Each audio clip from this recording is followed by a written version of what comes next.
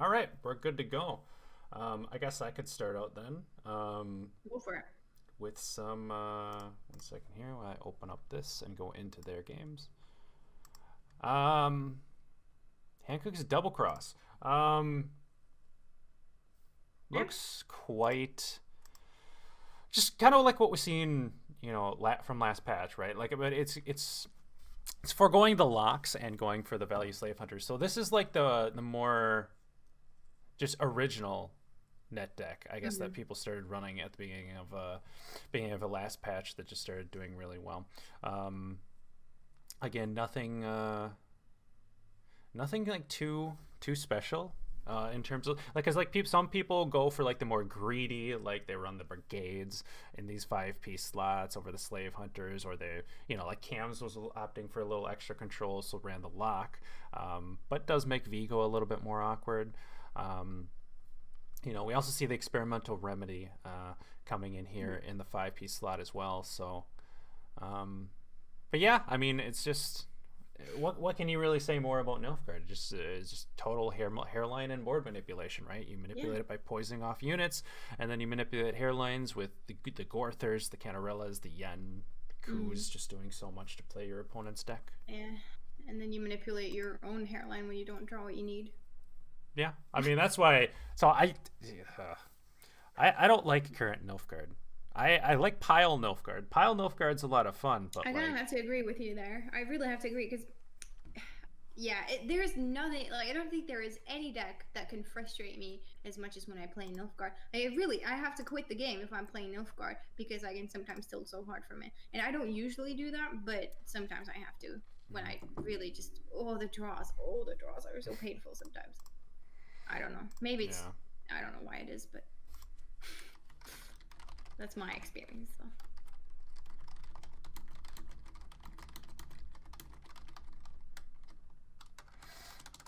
But yeah, it looks like we have Danirai coming victorious in the kiss and run matchup. So we're gonna get to see Danirai versus Hankook for this next series in the semifinals, and then we move on to the big final. the big final, And the one that all of these players have been waiting for to hopefully get their hands on that treasure that Lance there is carrying away in that tractor after visiting all of chat's moms, and whoever wins gets part of that treasure. So yeah, I kind of earned it just by collecting the allowances. So basically, chat, you've paid for this, right? Like I took your allowance from all your mothers, and it's come together to create this nice, for the greater good, for the greater good. nifty $200 prize pool. No, it's really nice, definitely, and of course the most fun part of the whole tournament is obviously the games and the gameplay, and we're getting to see a little bit more of that. Of course, the semi-finals happening right now. And I guess we can go into Hankook's lined pockets deck. Again, looks very similar to what we saw before. Running this is a bit different than what we saw from I believe Cam's. We looked at his lined pockets. Hankook running double payday, and Kurt. It looks like in his lined pockets. Yeah. Kurt being useful in getting through defenders. Does run the heat wave as well, so like a defender in Kelly, you can just kind of get through that with Kurt, which is quite nice. It can play for some nice bounty value as well as just playing for a 6 for 6 vanilla. But some nice bounty value. You're able to remove a lot of things very nicely to get that, fulfill that bounty and get some extra coins.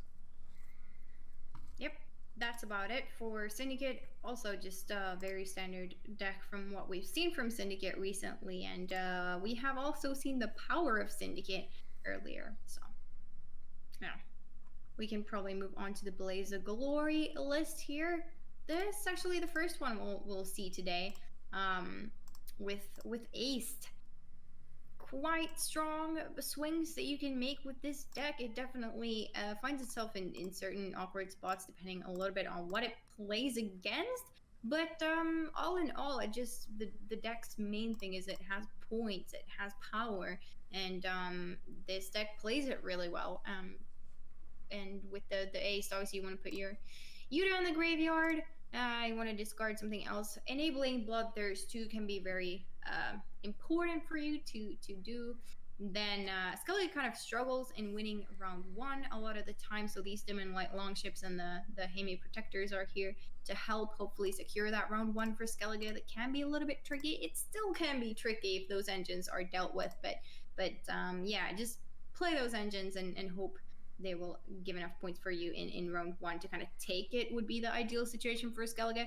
Oftentimes it does find itself getting bled, and then what you can do in those situations is hopefully utilizing something like your ace and kind of making a swing so you get card advantage when getting bled. So what you really want to avoid with this deck is just losing on even, really. That's what you don't want to do. Yeah, and obviously officially defending the bleed without having to spend out that Herald or Iced is ideal, but oftentimes you're forced into, making a decision on spending out one of those to not get too owed.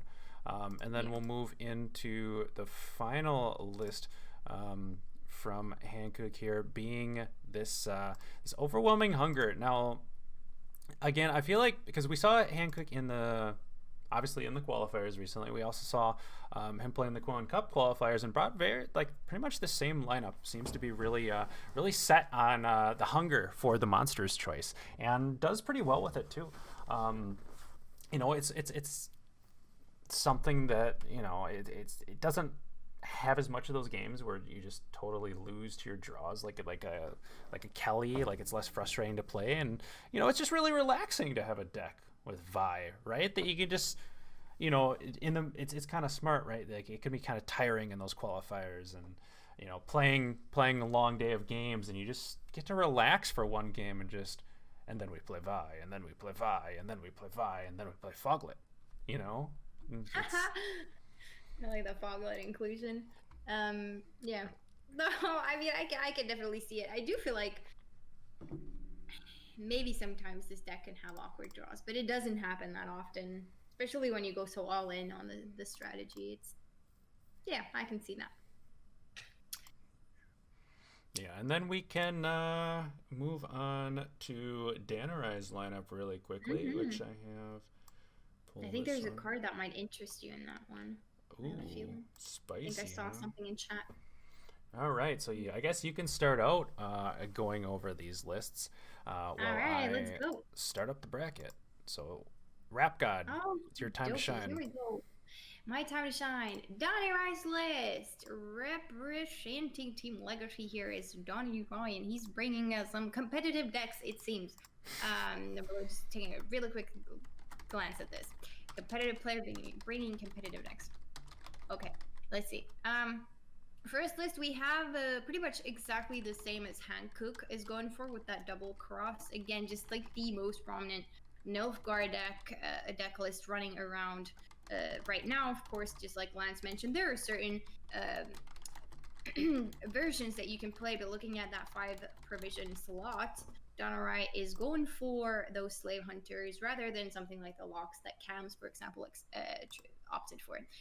But other than that, Nilfgaard Ball, very strong cards. You don't want to commit too many golds early on, but you can commit a few, and you kind of just want to draw them because when you do, they are quite powerful. So again, a little bit of trouble maybe with that Beagle, right? But other than that, it's a very solid list when you draw your cards, and again, you can manipulate your opponent's hairline a little bit with this one, the Cantarella. Cantarella combos and Dagorther can make up for some interesting plays. Yeah, and I guess in the next... Right, White Frost. Yeah, I was gonna say, like, the interesting list to kind of that we see right here being brought by Danarai. Now, I haven't seen something like this actually, at all. Like, we see the White Frost leader, and it looks like a kind of a Haunt big boy package with a Detlef. Yeah, it's like 5, but also engines. Just like good value cards, it seems. Playing the new cards, Queen of the Night,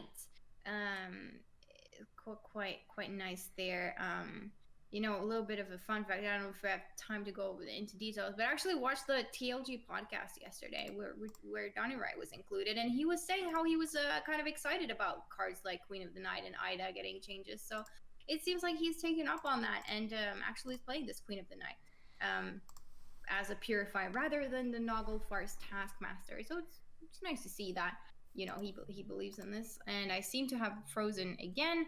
I'll just be right back. It's my USB port. Sorry, guys. It's does that sometimes. Yeah, I'll be right back. It's nice to have like obviously these tech choices, not be super punished for putting them in there. And Queen of the Night felt a bit power crept and like something you wouldn't really play outside of the full on bleed like vampire decks, kind of like with the Oriana that we used to see in the past. So kind of nice that they're tweaking the provisions a little bit to make them less expensive to play. Cards like Kurt, cards like Queen of the Night, all of the tech locks that you're able to play now that just kind of have their oftentimes 6 for 6-ish value. So I do like it quite a lot as well. Them moving towards that in terms of changes. Yeah, absolutely. I think for some reason my camera isn't showing up now, even though it's on my side. I just had to go into the tab again. Oh right, yeah. Never mind. Okay, let's go on to lined pockets then. Do you find a card, Lance, here that particularly sticks out to you? It might have been a card that you mentioned earlier today. Oh god, 1 second while I load it up. Are we gonna see an Igni? No. Ah! Sausage Maker. Holy man. What a juicer.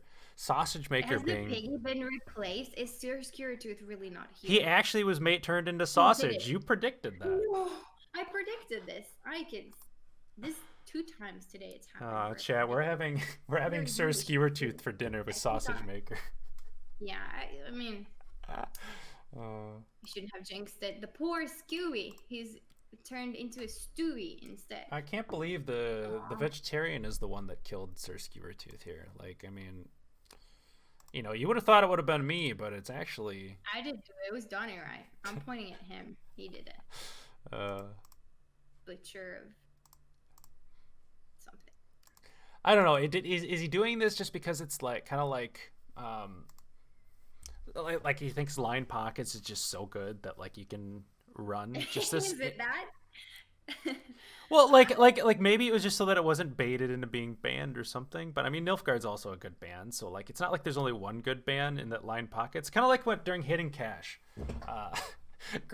Gravish brought in what was it, like a peasant militia or something into his Hidden Cash deck for that one season. Just like, oh yeah, guys, so it doesn't get banned. Guys, don't ban it. I got a peasant militia. It sucks. It's a strategy, but it's also a 9 Persian strategy, so I don't think it's completely... Yeah, I mean, it's a bit more expensive, obviously, than peasant. Yeah, like, it's a resilience can actually be quite tricky. Like, it can turn a lot of things around, so it'll be interesting to see how the Sausage Maker, if he's actually proving to be better than the poor pig he just butchered. But hey, we'll see for what kind of place this one makes up for. All right, and we can move on to the Deadeye Ambush list then. Let's take a look. Is it Harm? It's kind of... No, it's not. It's kind of Harmony. Okay, interesting. It's Harmony, but definitely elf focused, and I guess these Harmony engines are something that kind of replace the whole movement thing of ST. These are more there for, I guess, winning the round, spawning units on the board. It's like the Half of Hunter also works with the elves, and then you have like Rangers for poison, the Hawks are movement, and the Harmony engine, I guess, are just like a little plus there. Weeping Willow Double Ranger is a package that I really enjoy, and like judging from those like Syndicate games where poisons have gotten so much value, these can definitely get value as well for Danirai, including these Rangers and stuff like that. And the Harmony is kind of just a bonus here, and it's not building the deck fully around that, but rather like a Swarm Elf, because it's just great points, and then you have the Gestras, of course, to kind of utilize those rows filling up quite fast. And Cat Witchers, good engines to look into to win maybe round 1 there. So yeah, that's what we see from Deadeye Ambush. Also very interesting. So Danirai is like bringing kind of a classical approach, especially with that Nilfgaard deck. That one hasn't seen that many changes. Maybe he's looking for that to get banned, and then he gets to pull through the other 3 decks. I don't know, but interesting tech choices, especially for Syndicate. And then you have 2 kind of White Frost being completely different, and Deadeye Ambush being a little bit of a hybrid. So I like this. And it looks like we do see the double ban come down onto that Nilfgaard. Nobody's hairline is going to be getting manipulated in this series. So all right. Yeah, we haven't actually seen a single Nilfgaard game today, I believe. Yeah, it's actually refreshing. It's a non-Nilfgaard day today. But yeah, we got Danirai on blue with Hankook on that red coin, and looks like we have the invite. So we can hopefully make it into, like, if I make it into every series today, it's gonna be like. Is that gonna be the first ever tournament where that happens? No. Oh, we can be the first. I mean, we molded for so long just to be the first ones to actually fully get in and have a fully functional. I'm glad I was here to witness this moment. Great.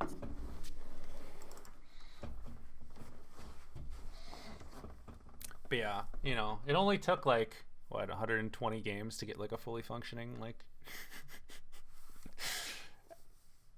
It took a while, but we got here. We say as we're waiting for the. We actually get in. Yeah, we're just gonna jinx it. And you're gonna have to go. A couple of things today, so I'm a little bit worried now. You're gonna have to go ride the tractor. Not the tractor. I'm kidding.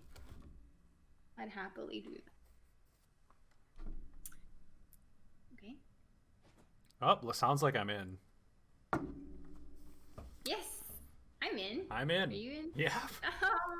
Oh, Oh my God! The only thing that didn't work was because Santu's account never works, so that was the only thing that hasn't worked so far. Oh, Santu. All right, we're witnessing a Syndicate mirror instantly. So let's have a little bit of a look at what the mulligans are going to feel like. We see Safecrackers in both hands. Danarai's hand obviously a little bit more coin crime heavy, but also duplicate heavy, which might not be a bad thing for someone like Fist deck. Both players have kind of strong hands. All right. Yeah.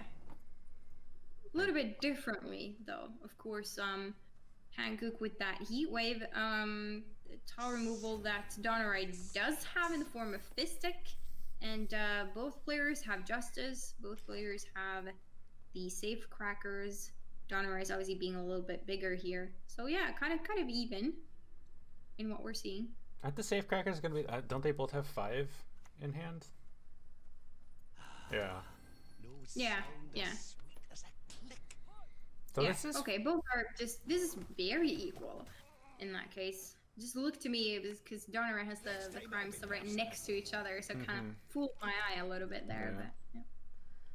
So Hankook, I guess, also has access to the Furco in this hand, whereas Danirai has access to Neuromancy and gets to redraw into it. There's no guarantee on Hankook finding a Neuromancy right away in that round 2.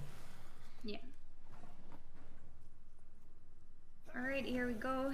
A lot of points already on the board in what is just a couple of turns here. A classic thing for Syndicate. I like this. Hankook is just playing to get Boat out, play for carryover, and it's bad for Danirai, right? If it forces him to spend that Justice, but now Hankook has this Justice with Furco right away to eclipse the bleed and defend it in round 2, or just have order advantage for round 3, which is huge. So like I feel like Hankook's in such a good spot just due to this coin and state of these hands.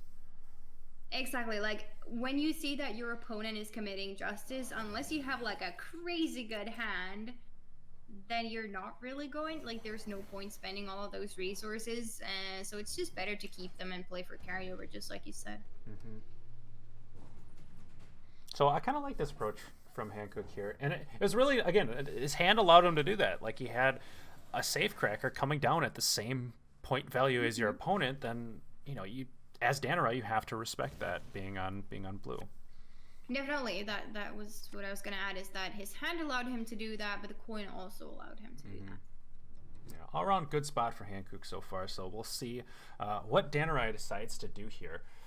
If he just I mean, it's kind of hard to play for this. The sausage maker just really isn't that great in this matchup. There's just so many ways to deal with it. Yeah. I mean, ideal scenario where you play it is, I guess, after a kind of dry pass, you can just put it on the board. But otherwise, it does risk getting removed by something so cheap as like a payday, even Philippa, tunnel drill, depends. But yeah, Danirai having spent his justice here definitely means that Hankook is probably going to be quite happy if Danirai would actually go for a bleed, which I don't think that's going to happen.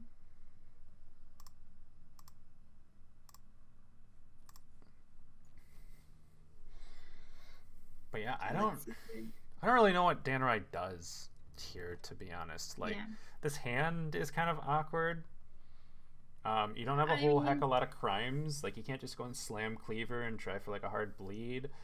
I mean, I guess you play for carryover and pass, but that doesn't feel like the best. I think you have to do that when you're Danirai. Like, just knowing that Hankook has that justice just kind of probably sitting somewhere, it's a little bit risky. So yeah, Danirai is just gonna go for a swindle here. Play for carryover, looking at a pass after that.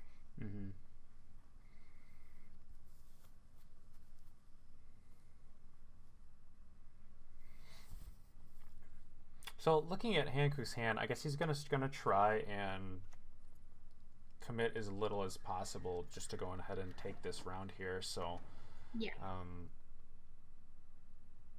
Jackal is nice, like you'll have other spenders later, and here you can kind of just let it sit, and if it gets removed, not really a biggie. But yeah, I mean, looking Danirai's just kind of look at Danirai's hand, like the bloody good fun. That's obviously it's really the only tool to remove it, other than like his way more expensive stuff, and obviously that's, you know, you don't want to delete your coin carryover just to play further into the round. So.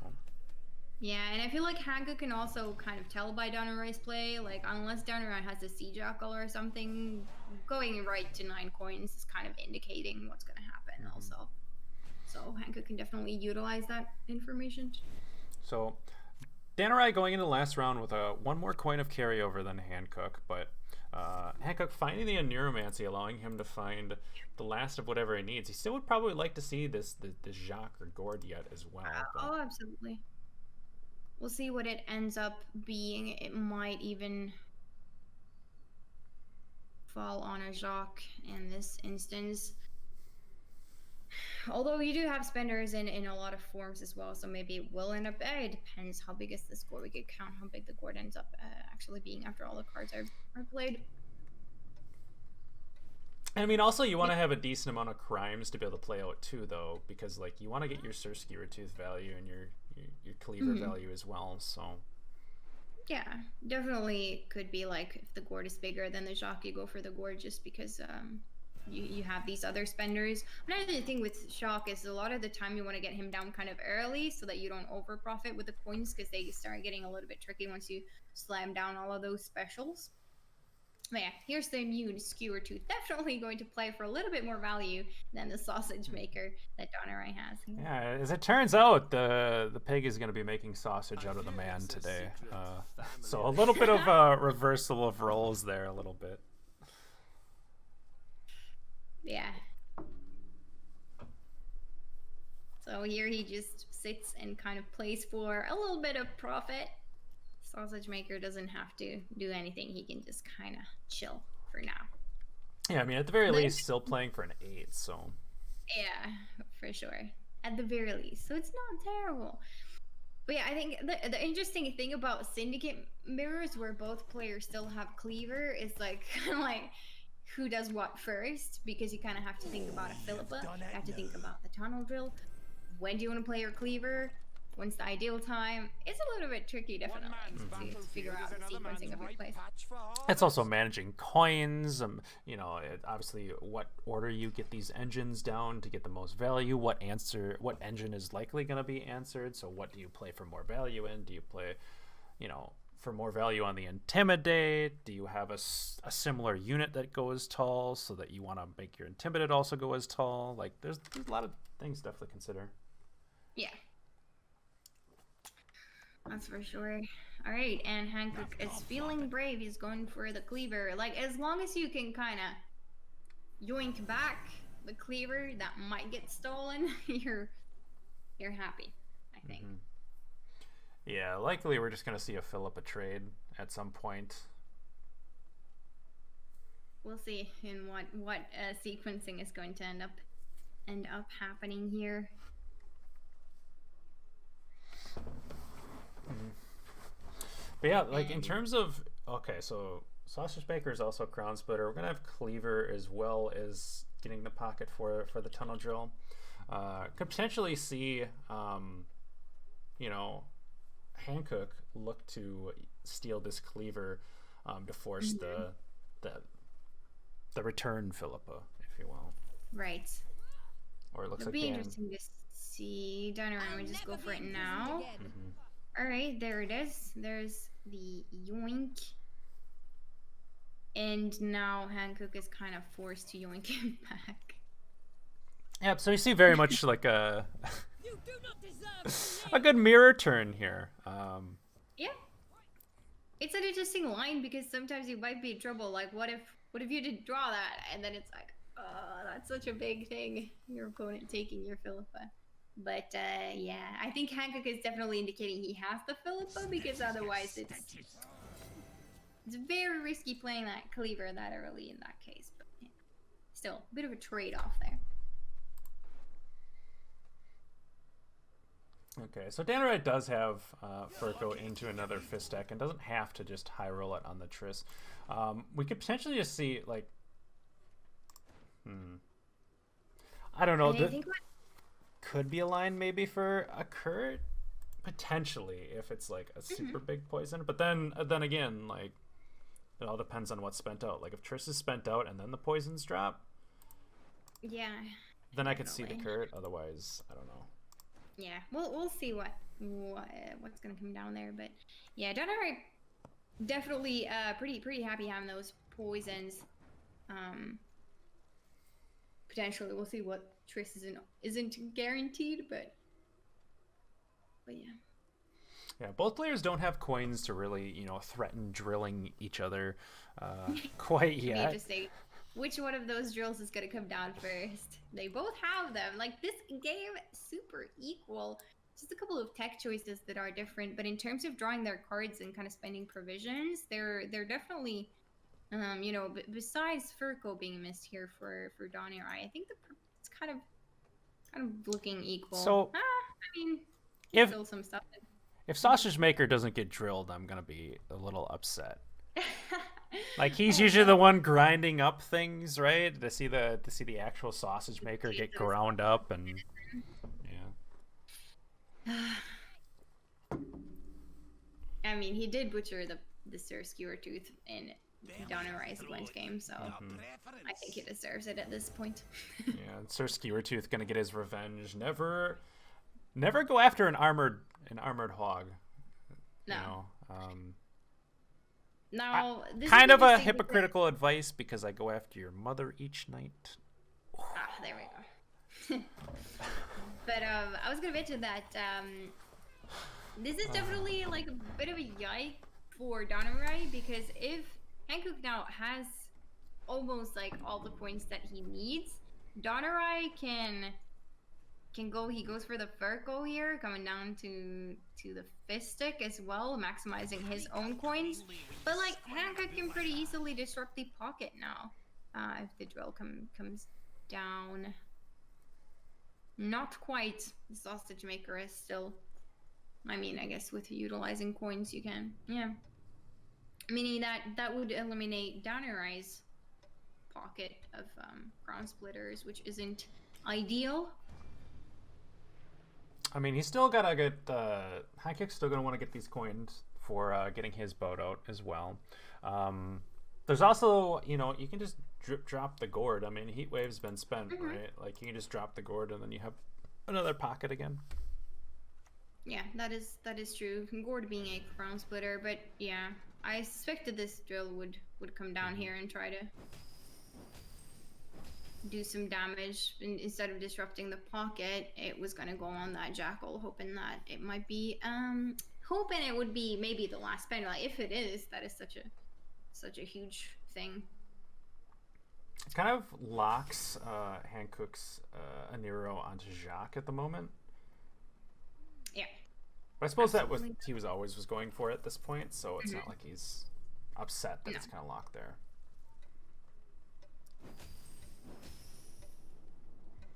All right, sets up the dip. We get a nice dip in the Pontar onto the... Yeah, but Danirai gets to utilize his pocket. Of course, over profiting just a little bit here with the Sea Jack all being gone, but you know, still, that's a lot of damage coming down from Danirai immediately. It's actually going to be quite. Is it going to be that close? I mean, Danirai has Triss, and then also, I mean, Heat Wave's actually not going to come down for a whole lot here on this board state. No. He was going to end up going on Jacques, right? And you'd like to see it go on to something bigger, and that Triss is, what is it at best, like a swindle?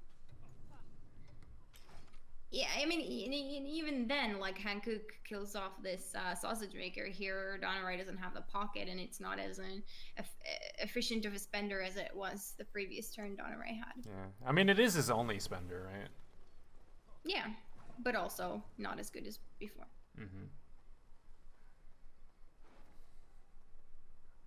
And, like, with Hankook's hand here as well, you know, what is there to hit for now?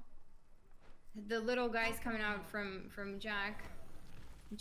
Shock, they're armored too, so that's gonna take a little bit of the spender value from Danirai. You have the shield on and the immune piggy here, so tunnel drill isn't gonna be that great, but still getting in enough value on that for going being able to spend those last coins. Yeah, it looks like Danirai's gonna have it here. Like, there's this gourd is quite big. You know, I think Hankook possibly needed one of these. You know, one of these 3 golds. Like Kurt would have been possibly okay too. Oh yeah. You know, if Triss I don't know low rolls. Kurt wins him the game here, but yeah. And kind of having this bloody good fun, but not really any target for it, forces you to Jacques here, and then. Yeah, then Danirai actually gets to spend his coins nicely. Yeah. I mean, if this Bloody Good Fun was a payday instead, then this Heatwave Gourd, you have to play it in a different order, and you get rid of the Tunnel Drill. Like, so if this was a payday, possibly a lot closer. Although, he did save 1 coin to be able to get rid of this, Yep. To get rid of this drill here, actually. That's 9, yeah. Quite big, but not quite enough because that shock is going down. But still, like, really well played with the resources that Hankook had here. For sure. But a little bit more fortunate was Danirai. I think he missed the Furco, but tutored it. So. Yeah, he drew a little bit more, right? Yeah. The gourd was super significant, obviously. Definitely made up for a lot of that game, and maybe the game even came to that. So I don't know if we can say that the sausage maker got ground up there. Yeah.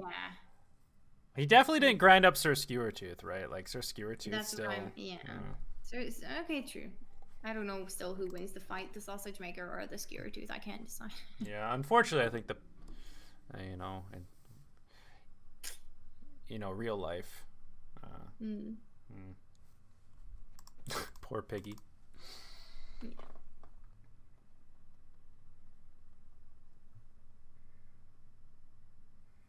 All right, we're moving on to the next one. Danirai getting his sausage maker through. Very interesting, kind of to see how that syndicate, very like mirrored plays in the beginning, but then as we went on later, some of those cards that were still in Hankook's that definitely made the difference. But yeah, there's a lot of plays that comes down to all of that. Alrighty, We're going to see the next one. The coins are flipped, meaning Danirai is going to go on red this time around, and Hankook gets to go on blue coin. Yeah, and like so the tech choices in the mirror were they're obviously a little bit significant, I guess, but like I don't know the changes in the hands. Like Hankook's round 1 hand was obviously way better, but then Danarai's round 3 hand was better, so it kind of made up for it. And then like I don't know. No, it's true. Like if you kind of compare it to just putting like a skewer tooth in Danarai's hand, then you know, for that trade, in terms of like the cards, that's true. You know, the same thing's happening. He's actually probably winning by a bit more points.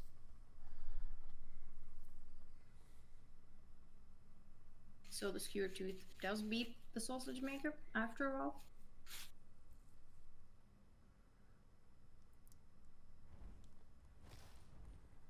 Okay, so we have mirror after mirror. We got the monsters. We got the faction civil wars here.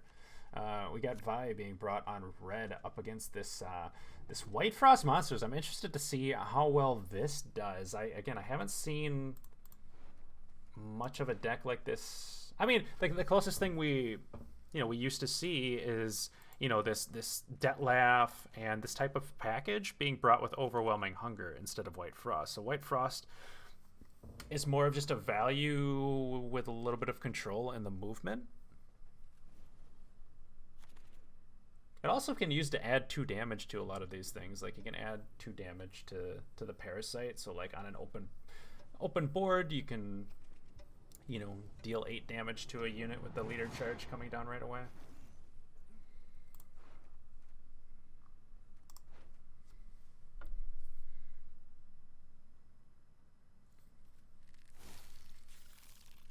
Yeah, we don't see. We see an okay amount of tutors. See a good amount of consumes. Whereas, like in the other Vi matches, when we were watching Napoleon, lacked a lot of the consumes for these round 1 situations. So Hankook, luckily, not gonna have to like spend haunt to get some to eat the centipede this round.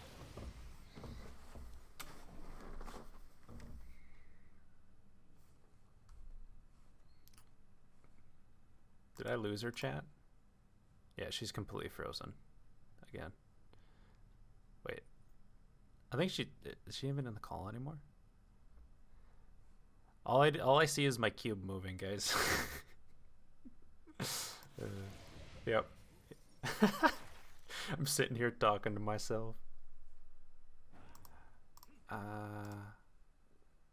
Her internet died. Okay, well, you got QuillandLance casting with QuillandLance right now. Well,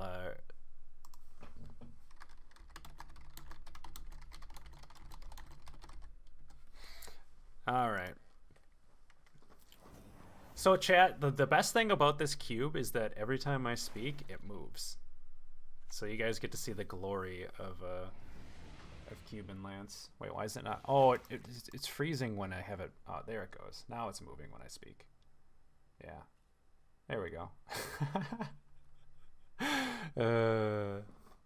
All right, well, I should probably actually start talking about the game now. I got a little bit distracted, but see both opponents just developing their Thrive engines.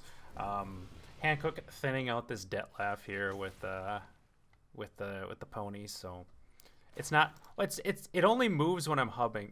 I have to hover over it, so like I have to keep this tab up and I have to hover over it. So, which is a little bit hard when you have like 50 tabs and have to click on the game. But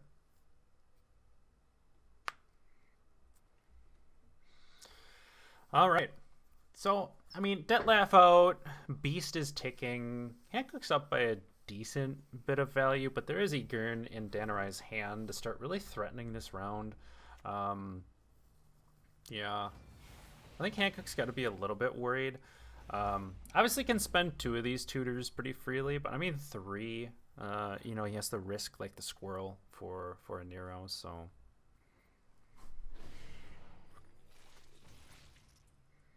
Also playing really tall on this lizard, we're gonna have a pretty threatening heat wave as well. But yeah, just coming down with the Bargus, playing for really good value on the Thrive, getting that Detlef value in. Unfortunately, doesn't get this second consume on this Detlef because unless Danirai spends the Heat Wave, is not going to be able to get the dominance there. But yeah, we got QuillandLance joining me here for the cast as we wait for her internet to come back up.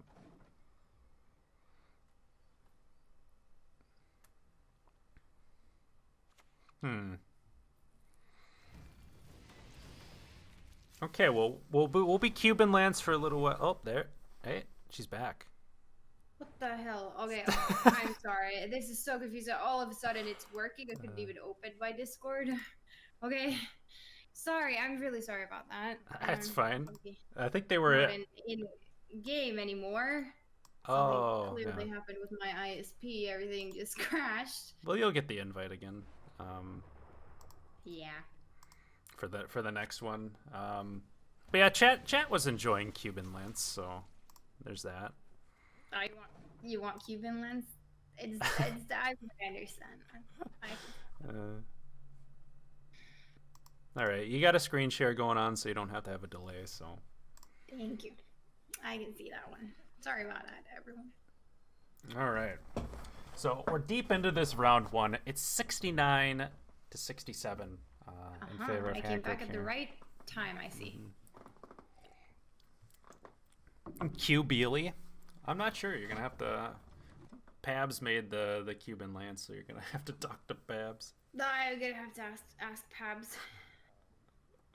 I feel like I'm bigger than usual on this game board, but I didn't change any of the settings. I think you're just. I mean, that's just good. A bit difference. Well, it shouldn't be, but maybe. All right.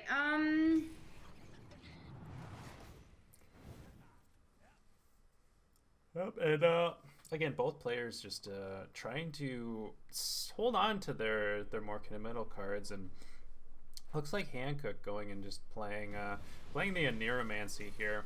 It allows Danirai to squirrel, but then still suspend the Heat Wave anyway. So we might just see the Heat Wave. Oh, if the Heat Wave comes, I don't know if I like this. Like you get rid of a big lizard right there. Like you get rid of the Heat Wave, but now you don't take the round, right? Like I mean, you take the round, but you don't win uneven anymore. Yeah. Yeah, this is a good pass by Hankook. Mhm. So you get rid of the Anira, but now you also lose your. Oh, Haunt he's going here. That's expensive. That is super expensive. Yeah, I mean Haunt or Heat Wave is definitely either one's expensive for sure. Not gonna lie, I'm a little bit confused as to what is happening, but this round is so deep, and that's a lot of provisions spent from Danirai. But I mean, outside of that Detlef that got milled out, like what are your other and that Catacan? What are your other like Haunt triggers? I guess. So I guess the Haunt is fine to spend out because his other Haunt triggers are like non-existent. It's Goliath, and then like I don't know. Did he thinned out? Oh, Goliath and a Noonwraith, which is not ideal for what you would want to hold on to. So I guess the Haunt's fine to spend out in this scenario because it's not doing a whole heck of a lot. Right. So yeah, you'd obviously rather keep the Heat Wave. But I don't know. I would have taken the Heat Wave before the Squirrel, I guess, and just got card advantage maybe, and then just bled that way. But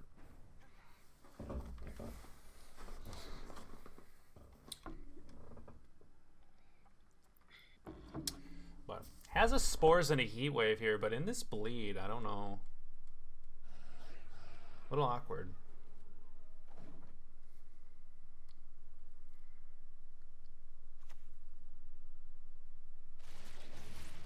So we do have some good value thinning out the Foglets here.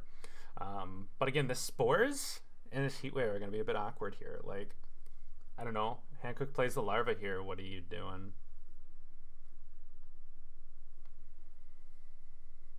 Right, so there's Larva, double tutor, 1 Spores, 1 Heat Wave, yeah. You're going to have to play one of them. Hankook seems to be going for the Larva, yeah.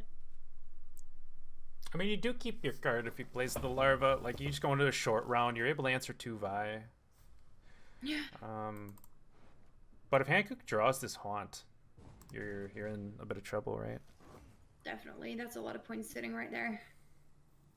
The heat I cannot bear.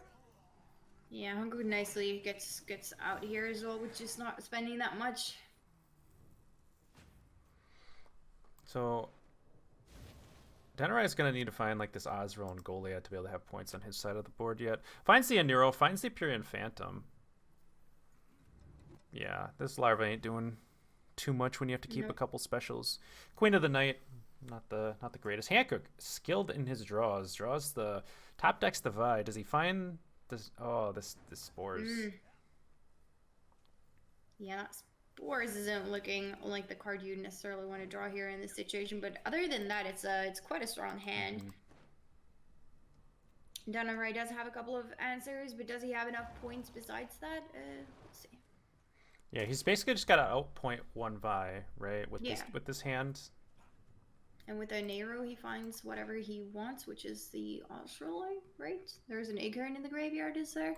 Yeah.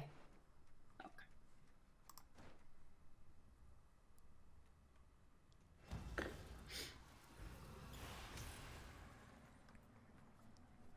So I think with just so it's Azrael, Queen of the Night, and then Phantom.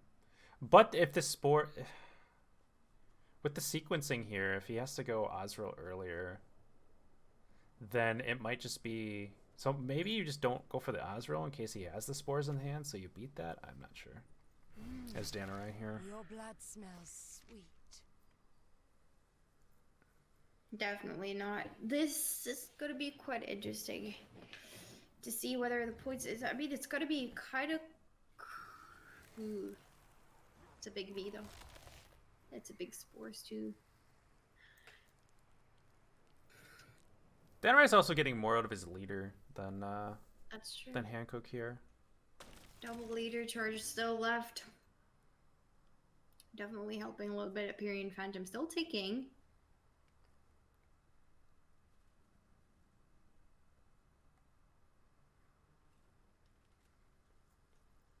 I don't know, it's gonna be close. Again, it comes down to like what Danirai decides to do with this Aniro here. Like Azrael's a bit more points if he feels the need to go for that, but then also plays into Spores, and it's a matter of if Goliath beats the Spores and 2 more Vi. The Spores might actually be the card that you want to see. Be gone. Would he just ever say it's just enough playing the Goliath though? Yeah, that's what I'm saying. He's got to kind of make that decision between the two. Right. I'm a bit lost on this game, joining in the middle of it.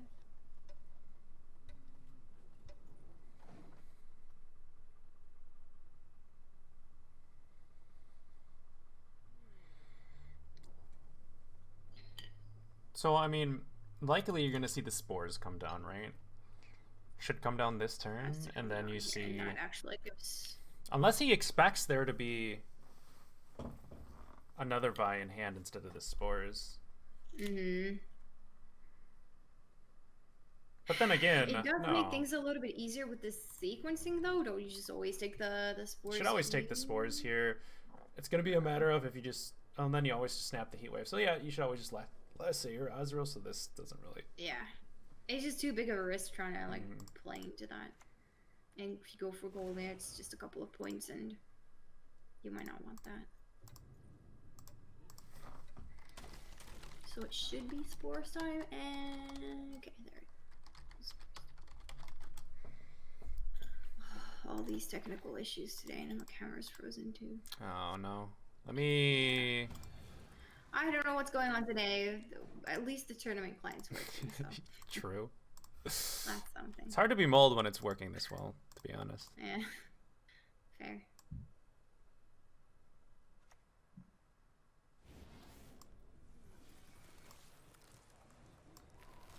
All right. So it looks like... yeah, it looks like Danirai is... I mean... 3... Is it enough? No. Mm.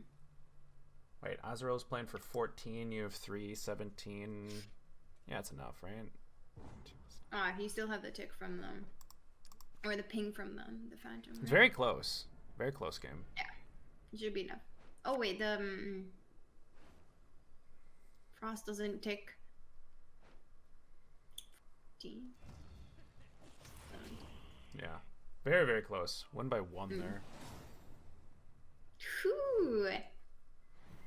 This deck going through is quite impressive to me. I've never seen anything like this before. I mean, in terms of like the deck that Danirai is playing here. Yeah, it's a little bit interesting thing he's doing, right, with the White Frost leader charges instead of the like overwhelming hunger is usually the value would go with that. So it's a little bit more high rolly in terms of like your haunt and your Detlef value. It kind of like it allows your package to get a little bit segmented there.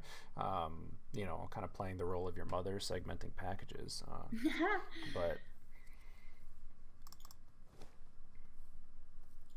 yeah, definitely has an interesting lineup as opposed to Hankook's more standard for the past couple of seasons. For sure.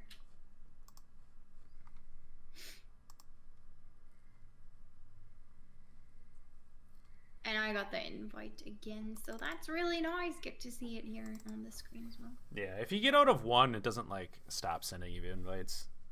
So like whenever I get the forever loading bug, I have to open Gwent every single time for the tournament to continue. Yeah, I mean that was the thing that I was like most worried about. So I was like, oh no, I'm gonna crash the whole client or something. Now that I disconnected, but luckily not. Left. That's good. Yeah. I'd have to never ask you back for that unforgivable issue. Yeah, I'll sue my ISP. Good reason then. But yeah, this is also another interesting one. Let's see on the value of more of the Harmony package in this. Yeah. I don't know. I don't feel Outpost. like the Harmony is kind of the main thing here. It's just like a little bit of an added bonus, and then you have like these tech choices. You have movement. I mean, Percival's like just nice points, obviously, but other than that, you have just some poison techs, you have some movement techs, and the elves kind of already play into. Well, but the harmony in here is what makes it more unique to other Deadeye ambush gifts. Oh, definitely, definitely. But it's like compared to when you see Harmony engines, they're always packed into like a deck that is built fully around that. So it's pretty interesting to see kind of like a hybrid moment from Danirai here. See how that works out. The very strong plays are still here. With Feign Death, Inverno, Gestras, all of that stuff. It's huge. All right, and Danirai just saying that, yeah, he really wants to make sure to win this round 1, so we're just gonna go for that scenario. Also, there's a heat wave from Hankook, and this round is, yeah, it's like there is a chance that Hankook hasn't drawn it here, and the biggest chance is in round 1, so that's why Danirai probably takes it, and he's pretty lucky because there is no heat wave from Hankook here in the hand, obviously sitting in the deck, and no way to tutor it out either. Yeah, missing out on that that Justice slash Furco and Nero to really pressure this round 1 is a bit sad, especially when you want to really abuse on that red coin. But yeah, that's why, you know, assuming that's why Danirai kind of decided to slam the Feign Death is because that was a worry. Also, you know, Heat Wave being an answer later is, you know.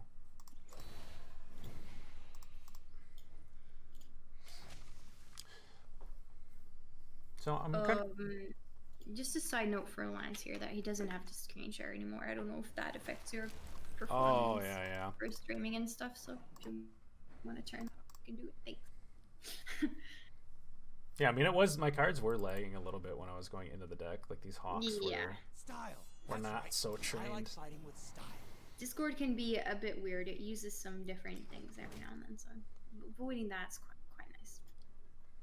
Yeah, I had a problem earlier when I was I was just streaming in way too high of like 60 frames. You don't need 60 frames a second while playing Gwent, but I had that on for a little bit, and watching through Discord was like crashing my frame rate. Yeah, that definitely can help. Alright, payday's coming down. Hankook playing just a little bit, probably saying that this hand really has a bit of a difficult time competing with whatever Danirai is putting out on the board as of now. So, wanting to get hopefully a little bit of carryover, although none of these cards that Hankook has here are gonna, it's not like, yeah, these are kind of reactive and they spend all your coins, obviously, so in terms of carryover, it's not going to be much left once you go and take it. But getting that engine out is really, really good. So, well, he's just going to play for reach and like overcommitment from Danirai here. Like, Danirai has kind of overcommitted for not much now. Like, I mean, Yavon's not like a heavy overcommitment. I don't know if it's committing. Like, sure, like Feigning Death is a big card and a lot of provisions, but assuming it probably gets Heat Wave most of the time in this matchup anyway. It just, you play it for the value it gets and then you play Yavon. So yeah, I think it's probably just nicer this way. Plus you're secure the round against Syndicate, which is very useful. I was mainly saying if he had to play further, like playing, like if there's somehow Hankook was able to maintain reach, then playing further than that's really, really awkward, because either you play too slow to not force him out, or you have to start to overcommit to get him out of there. So yeah, you're absolutely right about that. So far, not too bad, though, for Danirai in terms of commitment here. Not too much. I'm just curious where the points come from here. Maybe it's just like a bad matchup. Or probably just a bad matchup, but like your Gezrus, you know, theoretically just gets Philippa and dealt with. So like, without Feign Death, the points I guess just come from short round leader, maybe? I don't know. I think that's what you're aiming to go for in some of those Harmony engines. Obviously poisons would be quite useful. Unfortunately, Danirai hasn't found a way to fulfill them yet, but anything tall, any humongous Sea Jackal you can kind of take care of, which is definitely really nice for Danirai. But yeah, no poison completions. That Willow definitely isn't gonna play for a lot if it would come down, which I doubt it does. It's probably gonna stick around and wait for poison, and right now Danirai is kind of trading, seeing if he can get anything good out from Hankook. We can see Hankook isn't really having too many issues here. Just playing a little bit, playing uninteractive, playing for coins, and waiting. Yeah, just grabbing that carryover, really starting to make it a little bit awkward. You know, if Danirai has a more reactive hand too. We do see he's able to play out a decent amount of things like proactively, but then it starts to get awkward, right? Like you don't want to just be playing this Dragoon for 4, Weeping Willow for 5 is not great either. So like to continue further on, like I'm likely going to see a pass soon is my guess. I just hope that something comes out here. And you do get a Sir Skewertooth, which isn't bad at all, because that's something you cannot deal with. You cannot poison it later. The question is, where does the pass? Is this a pass? I would say that. You do, I guess. You have like a play here if you really wanted to like Smork. Is you can play that Vernaciel melee, but you'd have to also use all of your leader charges and then go in with the Gezrus for Gezrus value. And you know, it's an interesting line. I could even see Danirai take it. Yeah. No. He's just but Verno comes out though. He's just back rolling it for Verno value and Ailerin. Yeah. So like if is a bit too committal. If Hankook gets out of this round though, I don't see a way Danirai wins. No. So like you have to kind of go all in from this point on. I agree, but I think like if Danirai wants to play this for Vernaciel, maybe he should have just gone all in with the leader charges as well. Like you remove that pocket, potentially value from the tunnel drill. You kill that Skewertooth, which is a huge engine you cannot deal with, and after that, the tempo is quite slow. Like Danirai seems to be playing the leader charges anyway, but it's just for Gezrus value rather than removal value, I guess. Yeah, but I mean, look at the point gap here. I like this. Point gap is pretty impressive. So Hankook's really got to start, and he doesn't have his Philippa either. So like that's kind of huge. You're completely right, Lance. And the only issue here with Danirai is obviously the rest of his hand. He just has to kind of tempo pass here, and if Hankook is efficiently able to still get out here, then it's probably enough. Yeah, I mean, he can go down cards at this point and still just have a better round 3. Like, even if he's just down a card. Yeah. So, yeah. But this, but I mean, like, your follow-up plays for, like, this 2-0 is, you're just playing 5-point cards. Yeah, so you just pass and try and you hope just have to pass. You just have to tempo pass here and hope that Hankook kind of has an awkward hand and has to play a lot of his important cards here, which, you know, it's not like ideal, but just like Lance mentioned, like you can just kind of go down cards and still have a better round 3 because Danirai really is struggling to have a lot of value in whatever he has left. I mean, a poison can actually be really nice if he finds a Dryad and can pull off this Weeping Willow poison combo. Then, you know, that's gonna be points for sure. But yeah. Okay, so gets the pocket down.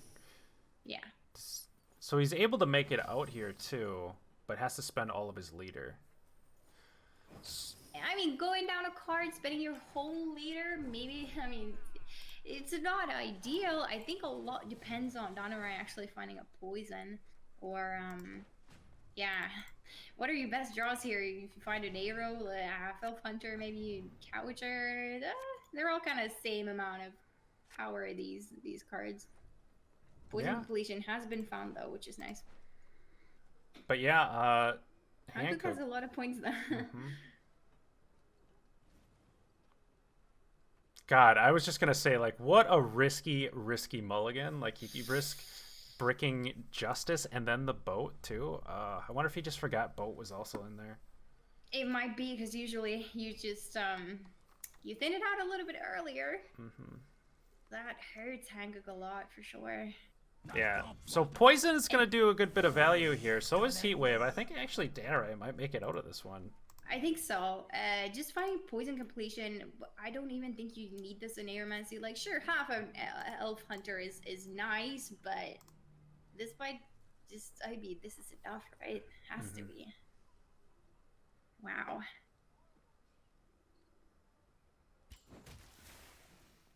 I don't know. If he didn't break the boat, might have still just gone to Hankook here, but breaking the boat, I don't know. So would he...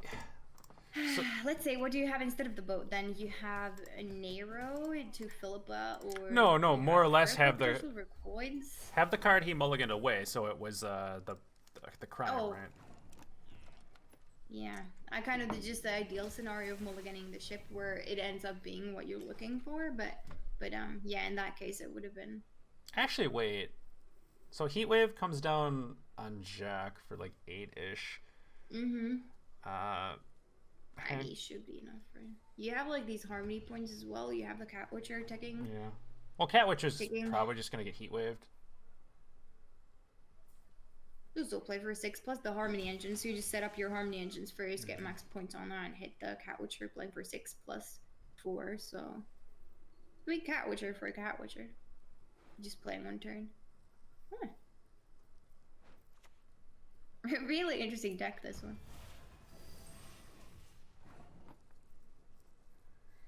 7, 8 maybe. Well, it comes out for a max of 9 it's for the Cat really Witcher. Close, though. Yeah, it's gonna be close still. Like again, it's the brick there. So like if you don't have the Redanian bricked in hand, I think it's, you know. So you get an extra like what, like 3-ish point. Well, I guess your spender gets poisoned off, so you don't really actually get those points. Nice heat wave. Isn't looking amazing. Look at this. Too slow. Yeah, Cat Witcher going melee first, then securing range throw to want to hit that poison target. And yeah. All right. There we go. Interesting. Wow. These decks were so spicy. It was really fun to kind of watch, even though connection issues in that V game for me. But yeah, what a fun range of decks, kind of proving to be quite threatening. I mean, Hankook was playing a lot of meta decks. Maybe didn't draw ideally a lot of the time, but Danirai still being able to compete with these spicy kind of out there lists is quite fun to see for sure.